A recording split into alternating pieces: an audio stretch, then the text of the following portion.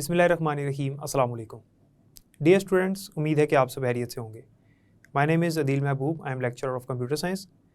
First year computer science chapter number 1 हम पढ़ रहे हैं और आज की इस वीडियो में हमने इसका टॉपिक पढ़ना है नॉन इम्पैक्ट प्रिंटर्स और उसकी टाइप्स। लास्ट लेक्चर में हमने इम्पैक्ट प्रिंटर्स पढ़े और उनकी टाइप्स देखी और हमने देखा कि नॉन इम्पैक्ट प्रिंटर्स के अलावा जो पहले इम्पैक्ट प्रिंटर्स चलते थे, यानी इम्पैक्ट प्रिंटर्स कैसे काम करते हैं, जबकि आज हमने नॉन इम्पैक्ट प्रिंटर्स पढ़ने हैं और इम्पैक्ट प्रिंटर के बाद जो लेटेस्ट प्रिंटर्स हैं ये नॉन इम्पैक्ट प्रिंटर्स हैं। नॉन इम्पैक्ट प्रिंटर्स में हमारे पास लेज़र प्रिंटर, इंकजेट प्रिंटर और थर्मल प्रिंटर हमारी बुक में मेंशन है। इनको हम डिस्कस करेंगे और इनकी वर्किंग देखेंगे। Dear students, non impact printers क्या होते हैं और इनकी वर्किंग किस तरह से होती है ये आज हम पढ़ेंगे। उससे पहले हमें पता होना चाहिए कि नॉन इम्पैक्ट प्रिंटर की डेफिनेशन क्या है।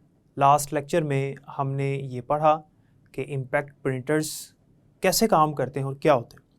आपको याद होना चाहिए कि हमने पढ़ा था कि इम्पैक्ट प्रिंटर्स ऐसे प्रिंटर्स हैं जो पेपर को फिजिकली स्ट्राइक करते हैं, यानी बाकायदा जो पेन्स हैं वो इंक रिबन से होते हुए पेपर को स्ट्राइक करती हैं और फिर जाकर प्रिंटिंग होती है, ऑन द स्पॉट प्रिंटिंग होती है। जबकि नॉन इम्पैक्ट प्रिंटर्स में ऐसा नहीं होता। नॉन इम्पैक्ट प्रिंटर्स में कोई भी चीज़ फिजिकली पेपर को स्ट्राइक नहीं करती, सिर्फ इंक के पार्टिकल्स आके वहाँ पे लगते हैं जहाँ पे प्रिंटिंग होनी है।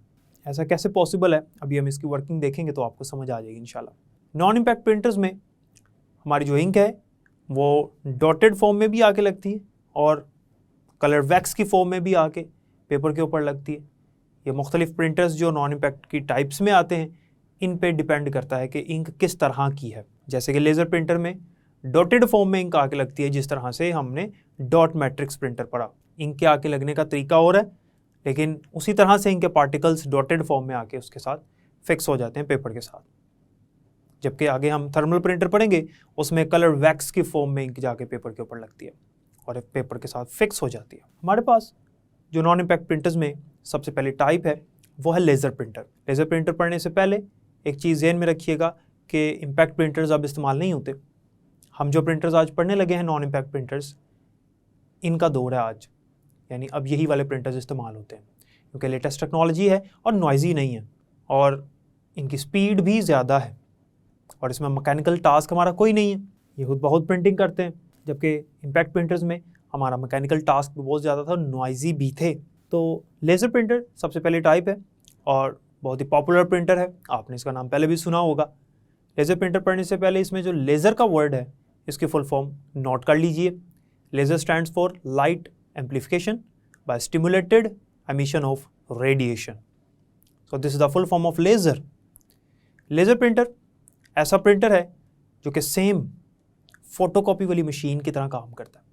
ये फोटोकॉपी वाली मशीन जैसे फोटोकॉपी करती है, ये उसी के प्रिंसिपल पे यानी उसी के असूल पे काम करता है। इसका जो इंटरनल स्ट्रक्चर है, इसका जो इंटरनल मैकेनिज्म है वो सेम वैसा है जैसे फोटोकॉपियर होती है। फोटोकॉपी वाली मशीन जिस तरह की प्रिंटिंग करती है, जिस तरह से कॉपी करके हमें देती है, इसी तरह से लेज़र प्रिंटर भी कॉपी करके हमें देता है पेज। फ़र्क ये है कि फ़ोटोकॉपी वाली मशीन को हम एक पेपर उसके ऊपर रखते हैं, वो उसकी इमेज को कॉपी करके देता है हमें और मल्टीपल कॉपीज़ भी वो निकाल देती है। लेज़र प्रिंटर भी मल्टीपल कॉपीज़ निकाल सकता है, यानी कई पेजेस प्रिंट कर सकता है एक ही तरह के। लेकिन फ़र्क ये है कि इसको हम कमांड भेजते हैं कंप्यूटर से, इसके ऊपर कोई पेपर नहीं रखते कि भाई इसकी कॉपी करनी है हमने, लेकिन कंप्यूटर से इसको कमांड देते हैं। लेज़र प्रिंटर किस तरह का दिखता है एक्सटर्नली, आपको स्क्रीन पे नज़र आ रहा है, ये लेज़र प्रिंटर है। इसकी शेप इस तरह की होती है, डिफरेंट कलर्स होंगे, डिफरेंट मॉडल्स होंगे, लेकिन ये लेज़र प्रिंटर इस तरह का होता है। लेज़र प्रिंटर के अंदर जो इंक होती है वो पाउडर फॉर्म में होती है और लेज़र प्रिंटर की जो इंक पाउडर फॉर्म में है वो जब पेपर पे आके लगती है तो वो इंक के जो डॉट्स हैं, यानी इंक जो है वो डॉटेड फॉर्म में आके पेपर के ऊपर लगती है। जिस तरह से डॉट मैट्रिक्स प्रिंटर में हमने पढ़ा था कि इंक डॉटेड फॉर्म में लगती है। फ़र्क ये है कि वहाँ पे पेपर को फिजिकली स्ट्राइक किया जा रहा था और इंक लिक्विड फॉर्म में थी, लेकिन यहाँ पर पेपर को स्ट्राइक नहीं किया जा रहा और इंक जो है वो पाउडर फॉर्म में है। बाकी बात उसी तरह से है कि जो डॉट्स हैं वो आके पेपर पे लग रहे हैं। अब चलिए इसका स्ट्रक्चर देखते हैं और मैकेनिज्म देखते हैं और प्रोसेस देखते हैं कि प्रिंटिंग का प्रोसेस क्या है और कैसे प्रिंटिंग होती है। डियर स्टूडेंट्स, लेज़र प्रिंटर का जो इंटरनल स्ट्रक्चर है वो कुछ इस तरह से है, जैसे आप देख सकते हैं स्क्रीन पे कि हमारे पास एक रोलिंग ड्रम है और इसके साथ चार्जिंग इलेक्ट्रोड है। रोलिंग ड्रम के साथ चार्जिंग इलेक्ट्रोड है जो कि इसको चार्ज करता है, इसको हीट अप कर देता है, जिससे इस ड्रम के ऊपर चार्जेस आ जाते हैं।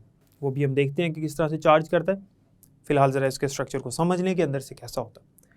और साथ ही इसके एक टोनर लगा होता है, एक टोनर है जो कि इसके साथ ड्रम के साथ मौजूद है। ड्रम के एक तरफ चार्जिंग इलेक्ट्रोड है जो कि इसको चार्ज करने के लिए होता है, और एक तरफ टोनर है। अब देखते हैं कि टोनर क्या है। डियर स्टूडेंट्स, टोनर आपने याद रखना है, ये इंपॉर्टेंट है। टोनर बेसिकली एक डिवाइस कह सकते हैं, एक पार्ट कह सकते हैं, एक पुर्जा कह सकते हैं प्रिंटर का, जिसके अंदर इंक होती है पाउडर फॉर्म में। टोनर जो है इसके ऊपर और इसके अंदर पाउडर फॉर्म में इंक होती है, और ये इंक जो है यही वाली पेपर पे जाके लगती है और पेपर के साथ फिक्स हो जाती है। टोनर के अंदर पाउडर फॉर्म में इंक होती है, लिक्विड फॉर्म में नहीं होती। इसी को हम टोनर कहते हैं। आपने सुना होगा कि फ़ोटोकॉपी वाली मशीन में भी टोनर होता है। जैसे मैंने आपको पहले बताया कि लेज़र प्रिंटर सेम फ़ोटोकॉपी वाली मशीन के प्रिंसिपल पे काम करता है, और इसकी जो वर्किंग है वो भी वैसी ही है। और जब इंक ख़त्म हो जाए तो टोनर को रीफ़िल करवाना पड़ता है। तो इसका टोनर निकाल के उसको रीफ़िल किया जाता है और दोबारा उसके अंदर डाल दिया जाता है। अब होता ये है कि जब हम प्रिंटर को सप्लाई प्रोवाइड करते हैं, यानी बिजली उसे देते हैं, उसके बाद कंप्यूटर से जब उसको कमांड भेजते हैं कि कोई डॉक्यूमेंट प्रिंट करना है, फॉर एग्जांपल कोई पेज प्रिंट करना है मिसाल के तौर पे, तो आपको यहाँ डायग्राम में एक साथ लेज़र स्कैनिंग यूनिट भी नज़र आ रहा होगा, जिसमें से लेज़र लाइट निकलती है, इसलिए तो इसको लेज़र प्रिंटर कहते हैं। अब होता ये है कि जो डॉक्यूमेंट हमने प्रिंट करना है, जिस तरह का भी डॉक्यूमेंट हमने प्रिंट करना है, चाहे उस पर कोई इमेज है, चाहे उस पर कोई टेक्स्ट लिखा हुआ है, किसी भी तरह का हो सकता है। जैसे आप अपने बुक की किसी भी पेज की एग्जांपल ले लें कि इसको हमने प्रिंट करना है, तो होता ये है कि यहाँ से लेज़र स्कैनिंग यूनिट से लेज़र लाइट निकलती है, और आगे एक मिरर होता है। ये मिरर भी आपको नज़र आ रहा है। इस मिरर के साथ जब ये लेज़र लाइट लगती है तो मिरर से रिफ्लेक्ट होके लेज़र लाइट जाके ड्रम के ऊपर पड़ती है। अब होता ये है कि ड्रम चूँकि पहले से हीटअप हो चुका है, जो हमने पढ़ा था चार्जिंग इलेक्ट्रोड जो है वो किस लिए होता है, ड्रम को हीटअप करने के लिए होता है। और जैसे ही ड्रम हीटअप होता है उसके ऊपर चार्जेस आ जाते हैं। याद रखिएगा, लेज़र प्रिंटर के अंदर वाला ये स्ट्रक्चर है। लेज़र प्रिंटर जो है वो एयर टाइट होता है, बाहर से अंदर उसके हवा नहीं पास हो सकती, एयर नहीं जा सकती। सेम इस तरह से फोटोकॉपी वाली मशीन होती है। तो इंटरनल जो स्ट्रक्चर है उसके ऊपर उसको जब गर्म किया जाता है तो वो जो ड्रम है उसके ऊपर चार्ज आ जाते हैं। जब उसके ऊपर ड्रम के ऊपर चार्ज आ जाते हैं तो ये जो चार्जेस हैं ये नेगेटिव भी होते हैं और पॉजिटिव भी होते हैं। सेम इसी तरह से जो टोनर होता है इसके ऊपर नेगेटिव चार्ज आ जाते हैं। जो टोनर आपको नज़र आ रहा है इसके ऊपर नेगेटिव चार्जेस हैं। अब होता ये है कि जो हमारा पेपर है ये इस ड्रम के इर्द गिर्द रोल हो जाता है। अब यहाँ लेज़र स्कैनिंग यूनिट से जब लेज़र लाइट निकली और मिरर को लगी, रिफ्लेक्ट होके सीधा पड़ गई किसके ऊपर, ड्रम के ऊपर जो पेपर लगा हुआ उसके ऊपर। और ये जो मिरर था हमारा, इस मिरर में वो इमेज मौजूद थी जो इमेज हमने प्रिंट करनी है, या जो डॉक्यूमेंट हमने प्रिंट करना है उसकी इमेज है ये। आप इसको इस तरह से समझ लें कि जिस तरह से एक प्रोजेक्टर होता है, लाइट निकलती है प्रोजेक्टर से, प्रोजेक्टर के आगे जो लेंस होता है उसमें से एक लाइट पास होती है, और सामने जो स्क्रीन है उस स्क्रीन के ऊपर इमेज या वीडियो हमें बनी हुई नज़र आती है। सेम इसी तरह से जब लेज़र लाइट निकलती है, मिरर पे लगती है, तो मिरर से जो इमेज है वो लेज़र लाइट के साथ रिफ्लेक्ट होके पेपर के ऊपर बन जाती है। और जहाँ जहाँ पर प्रिंटिंग करनी है, यानी जहाँ पर टेक्स्ट है, पेपर के जहाँ पे टेक्स्ट है या जहाँ पे इमेज है, वहाँ पे शेडो आ जाएगा, यानी ब्लैक एरिया आ जाएगा। और जहाँ पर प्रिंटिंग नहीं करनी वहाँ पे वाइट एरिया होगा। ठीक हो गया।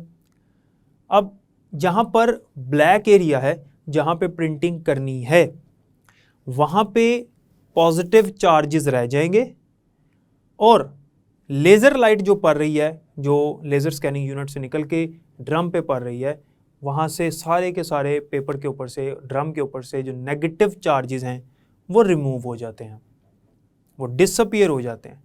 अब ड्रम के ऊपर सिर्फ और सिर्फ पॉजिटिव चार्जेस रह गए हैं। और पॉजिटिव चार्जेस कहाँ पर रह गए हैं, जहाँ पर शेडो था। और शेडो कहाँ पर था, जहाँ पे प्रिंटिंग करनी है। आसान अल्फाज में समझाऊं तो हमारा जो ड्रम है उसके ऊपर पेपर है, और पेपर पे वो इमेज बन चुका है जो हमने प्रिंट करना है। जहाँ पे प्रिंटिंग होनी है, जहाँ पे टेक्स्ट है, जहाँ पे तस्वीर है, जहाँ पे कुछ भी हमने प्रिंट करना है, उसका शेडो आ चुका है, वहाँ पे डार्क एरिया हो चुका है। और चार्जेस जो हैं वो पेपर के ऊपर सिर्फ उस जगह पर हैं जहाँ पर प्रिंटिंग करनी है, क्योंकि वहाँ पर शेडो था, वहाँ पे डार्क एरिया था। लेज़र ने क्या किया कि जो लेज़र लाइट जब उसके ऊपर पड़ी तो जो नेगेटिव चार्जेस थे ड्रम से के ऊपर जो पेपर है वहाँ से डिसअपियर हो गए नेगेटिव चार्जेस, और जहाँ पर प्रिंटिंग नहीं करनी थी वहाँ शेडो नहीं था, वहाँ से भी चार्जेस चले गए। चार्जेस सिर्फ वहाँ पर मौजूद हैं जहाँ पर प्रिंटिंग करनी है। अब आपको पता है कि नेगेटिव और पॉजिटिव चार्जेस एक दूसरे को अट्रैक्ट करते हैं, unlike charges attract each other. तो जो हमारा टोनर है उसके ऊपर मैंने पहले बताया नेगेटिव चार्जेस हैं, और जो हमारा ड्रम है उसके ऊपर पॉजिटिव चार्जेस हैं। अब पॉजिटिव चार्जेस वहाँ पर हैं जहाँ पर प्रिंटिंग करनी है पेपर के ऊपर। तो क्या होगा कि अट्रैक्शन आएगी, पॉजिटिव और नेगेटिव चार्जेस एक दूसरे को अट्रैक्ट करेंगे। हमारा ड्रम इस तरह से रोल होगा, रोल हो रहा है, शुरू से हो रहा है, जैसे उसको लेज़र लाइट पड़ रही है, जैसे उसको कमांड मिली है वो रोल होता चला जा रहा है। लेज़र लाइट उसके ऊपर पड़ रही थी जिस तरह से आपने स्क्रीन पर देखा। अब हुआ ये कि उस पेपर के ऊपर इंक आके लगना शुरू हो गई। कहाँ से? टोनर से। क्यों? क्योंकि पॉजिटिव चार्जेस और नेगेटिव चार्जेस एक दूसरे को अट्रैक्ट कर रहे हैं। तो टोनर भी फिक्स है, ड्रम भी फिक्स है, ना तो ड्रम टोनर की तरफ जा सकता है ना टोनर ड्रम की तरफ आ सकता है, पेपर भी फिक्स है। तो ये अट्रैक्शन जो है वो उसकी वजह से इंक के जो पार्टिकल्स हैं वो डॉटेड फॉर्म में किसकी तरफ आ गए? ड्रम की तरफ, और ड्रम के ऊपर पेपर है, पेपर के साथ लग गए। तो वहाँ पर चार्जेस आएंगे जहाँ पर पॉजिटिव चार्जेस मौजूद हैं, क्योंकि नेगेटिव चार्जेस से इधर आ गए, क्योंकि इंक के ऊपर नेगेटिव चार्जेस थे। अब ये जो इंक के पार्टिकल्स हैं ये उस जगह पर आ गए और पेपर के साथ लग गए। अब पेपर आगे हीटिंग रोलर से गुजरेगा, 2 हीटिंग रोलर होते हैं, उनके दरमियान से जब पेपर गुजरेगा तो इंक उसके ऊपर फिक्स हो जाएगी, इंक के पार्टिकल्स उसके ऊपर फिक्स हो जाएंगे, और फिर पेपर बाहर आएगा और हमें प्रिंटिंग हुई मिल जाएगी। आपने देखा होगा फोटोकॉपी वाली मशीन में जहाँ से पेपर बाहर आ रहा होता है वहाँ पे रोलर घूम रहे होते हैं, रोल हो रहे होते हैं। उसकी वजह यह है कि पेपर उसके अंदर से गुजरता है, जिसका मकसद ये होता है कि इंक उसके साथ फिक्स हो जाए, ये ना हो कि जब वो इंक बाहर आए तो फैल जाए, क्योंकि वो पहले पाउडर फॉर्म में। और वो हीटिंग रोलर्स होते हैं जो पेपर को जो है ना वो हीट करके गुजारते हैं, गर्म करते हैं, जिससे ये होता है कि पेपर के ऊपर जो इंक है वो फिक्स हो जाती है। तो ये लेज़र प्रिंटर और फोटोकॉपी वाली मशीन ये दोनों ऐसे काम करती हैं। हमारे पास जो लेज़र प्रिंटर है ये एक ऐसा प्रिंटर है जिसकी स्पीड भी अच्छी है और इसकी क्वालिटी भी अच्छी होती है। डियर स्टूडेंट्स, याद रखिएगा कि लेज़र प्रिंटर जो है इसकी क्वालिटी को मेजर करने के लिए हमारे पास एक यूनिट होता है जिसे कहते हैं DPI। DPI stands for dots पर इंच, यानी हर एक इंच में कितने डॉट्स हैं। किसके डॉट्स? इंक के पार्टिकल्स कितने। तो याद रखिएगा इसके अंदर हमारे पास 300 to 1200 DPI इसकी क्वालिटी है। 1200 DPI यानी हर एक इंच में 1200 डॉट्स हैं इंक के। तो आप अंदाज़ा कर लें कि इसकी क्वालिटी कितनी अच्छी होगी। डॉट्स वाला काम उसी तरह से है जिस तरह से मैंने आपको इम्पैक्ट प्रिंटर्स में भी बताया, जिस तरह मैंने डिस्प्ले स्क्रीन्स में भी आपको बताया था। अब हमारे पास इसकी जो स्पीड है वो देखते हैं क्या है। लेज़र प्रिंटर की जो स्पीड है वो 4 to 32 पेजेस पर मिनट है, ओनली टेक्स्ट पेजेस, यानी वो पेजेस जिनके ऊपर सिर्फ टेक्स्ट है, कोई इमेज वगैरह नहीं है। तो इसकी स्पीड कितनी होगी? 4 to 32 पेजेस पर मिनट। एक मिनट में 4 से 32 पेजेस ये प्रिंट करने की सलाहियत रखता है। और अगर दरमियान में कोई इमेज आती है तो स्पीड थोड़ी सी स्लो हो जाएगी, यानी वेरी करती है स्पीड। और ये जो स्पीड है ये किसके साथ है? For micro computers. अगर ये प्रिंटर कनेक्टेड होगा माइक्रो कंप्यूटर्स के साथ। माइक्रो कंप्यूटर्स वो होते हैं जो हमारे घरों में यूज़ होते हैं। और अगर हम इसको मेन फ्रेम कंप्यूटर्स के साथ अटैच करें, जो कि बड़े कंप्यूटर्स होते हैं, एक्सपेंसिव होते हैं, फास्ट भी होते हैं, उनकी मेमोरी स्पेस भी ज़्यादा होती है, तो इसकी स्पीड बढ़ जाएगी और 200 पेजेस पर मिनट हो जाएगी। इसकी स्पीड और इसकी क्वालिटी आपने याद रखनी है, बोर्ड के हवाले से इंपॉर्टेंट है, MCQ में भी पूछ सकता है। डियर स्टूडेंट्स, लेज़र प्रिंटर उम्मीद है कि आपको समझ आ गई होगी इसकी वर्किंग। आपकी बुक में उसने लिमिटेड सा लिखा था, लेकिन मैंने डिटेल से आपको एक्सप्लेन कर दिया with the help of image. आपने देख लिया कि किस तरह से लेज़र प्रिंटर जो वर्क करता है। हमारे पास जो दूसरी टाइप है नॉन इम्पैक्ट प्रिंटर की, वो है inkjet printer. Dear students, inkjet printer laser printer की निस्बत डिफरेंट है। इसके अंदर टोनर नहीं होता, इसके अंदर हमारे पास नोजल्स होती हैं। बाकी प्रिंटिंग करने का जो मैकेनिज़्म है चार्जेस वाला वो सेम है कि पेपर के ऊपर चार्जेस हैं और जो नोजल्स हैं उनके अंदर इंक होती है, उसके ऊपर भी चार्जेस हैं। तो इसके अंदर 4 टाइनी नोजल्स होती हैं, यानी छोटी छोटी नोजल्स होती हैं, और नोजल्स के आगे इतना बारीक होल होता है, इतना बारीक सुराख होता है। आप ऐसे समझ लें जैसे हमारे बॉल पेन्स के आगे छोटा सा होल होता है जिसमें से इंक निकलती है। तो जब पेपर के चार्जेस नोजल्स को अट्रैक्ट करेंगे तो नोजल्स में से इंक निकलना शुरू होगी, और वो जो इंक होती है वो स्प्रे फॉर्म में होती है। आपने देखा होगा कि स्प्रे के जो पार्टिकल्स हैं वो बहुत छोटे, बहुत टाइनी टाइनी पार्टिकल्स होते हैं। अब हमारे पास जो इंकजेट प्रिंटर है, इसकी भी एक और टाइप है जिसका नाम है bubble jet printer. Bubble jet printer में हमारे पास नोजल्स की तादाद ज़्यादा हो जाती है और 128 टाइनी नोजल्स होती हैं। याद रखिएगा कि इंकजेट प्रिंटर्स जो हैं वो ब्लैक एंड वाइट प्रिंटिंग भी करते हैं और कलर प्रिंटिंग भी करते हैं। इंकजेट प्रिंटर की स्पीड लेज़र प्रिंटर की निस्बत स्लो है। ये 1 to 6 पेजेस ओनली प्रिंट कर सकते हैं, ओनली टेक्स्ट पेजेस। और इंकजेट प्रिंटर जो है ये एक तो मैंने बताया स्लो हैं, दूसरा इनकी क्वालिटी भी कम है। इनकी क्वालिटी कितनी है? 300 to 720 DPI। और फ़ायदा इसका ये है कि ये एक्सपेंसिव इतने नहीं हैं as compare to laser printer. ये सस्ते हैं, उसकी वजह ये कि स्लो भी हैं और इनकी क्वालिटी भी इतनी अच्छी नहीं होती। थर्ड और लास्ट टाइप है हमारे पास नॉन इम्पैक्ट प्रिंटर्स की, थर्मल प्रिंटर। थर्मल प्रिंटर आप स्क्रीन पर देख सकते हैं कि आपने देखे भी होंगे मुख्तलिफ जगहों पर कि थर्मल प्रिंटर कैसा दिखता है। इसमें डिफरेंट मॉडल्स होंगे, वेरी करते हैं। और थर्मल प्रिंटर जो है इसके अंदर कलर्ड वैक्स होती है, कलरफुल वैक्स होती है, वैक्स शीट्स होती हैं। आसान अल्फाज में समझाऊं तो ये वैक्स की फॉर्म में इंक होती है, और वैक्स आपको पता है कि थिक लिक्विड को कहते हैं, इंक किस तरह से होती है इसके अंदर। तो इसके लिए आम जो नॉर्मल पेपर है वो यूज़ नहीं होता, क्योंकि वैक्स अगर उस पेपर के ऊपर लगेगी तो पेपर ख़राब हो जाएगा। इसके लिए पेपर भी स्पेशल पेपर होता है और वो पेपर भी थिक होता है, उसके ऊपर प्रिंटिंग होती है। थर्मल प्रिंटर की क्वालिटी सबसे बेहतरीन है जितने प्रिंटर्स अभी हमने पढ़े, यानी इंकजेट और लेज़र प्रिंटर। लेकिन अभी तक का यानी इन दोनों प्रिंटर्स की निस्बत सबसे एक्सपेंसिव प्रिंटर भी ये है। थर्मल प्रिंटर छोटे साइज़ में भी अवेलेबल होता है और बड़े साइज़ में भी अवेलेबल होता है।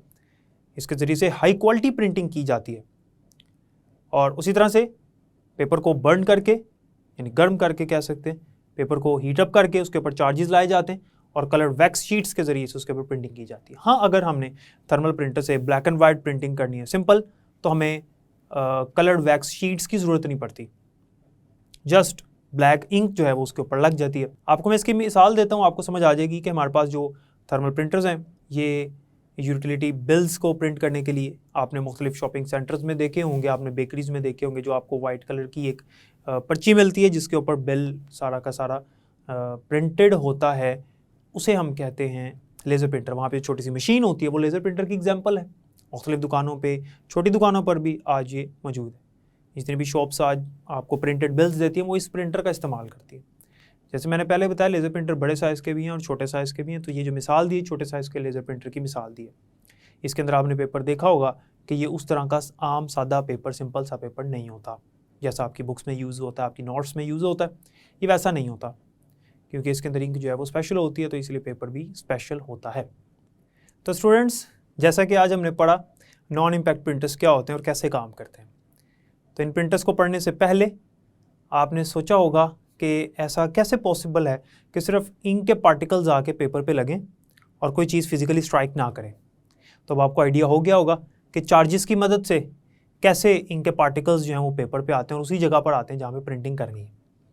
जैसे हमने लेज़र प्रिंटर पढ़ा, सेम इसी तरह से चार्जेस जो हैं वो पेपर पे आते हैं, पेपर को हीटअप किया जाता है, पेपर चार्ज हो जाता है और चार्जेस सिर्फ उस जगह पर आ जाते हैं बाद में जहाँ पर प्रिंटिंग करनी है, और जहाँ से इंक आती है उसके ऊपर ऑपोजिट चार्जेस होते हैं, और फिर अट्रैक्शन की वजह से जो इंक के पार्टिकल्स हैं वो आके उसी जगह पर फिक्स हो जाते हैं जहाँ पे प्रिंटिंग करनी है। तो ये इन प्रिंटर्स का मैकेनिज़्म था जो कि मैंने आपको बुक से भी थोड़ा ज़्यादा डिटेल में बता दिया।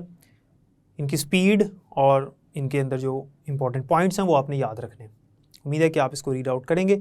लॉन्ग क्वेश्चन भी है और इसमें से कोई एक डेफिनेशन शॉर्ट में भी आ जाती होती है। नेक्स्ट लेक्चर में इंशाल्लाह हम प्लॉटर्स वाला टॉपिक स्टार्ट करेंगे और स्पीकर्स के बारे में पढ़ेंगे, और मेमोरी मेजरिंग भी आपको पढ़ा दूंगा। तब तक के लिए मुझे इजाज़त दें, अपना बहुत ख्याल रखिएगा। अल्लाह हाफ़िज़।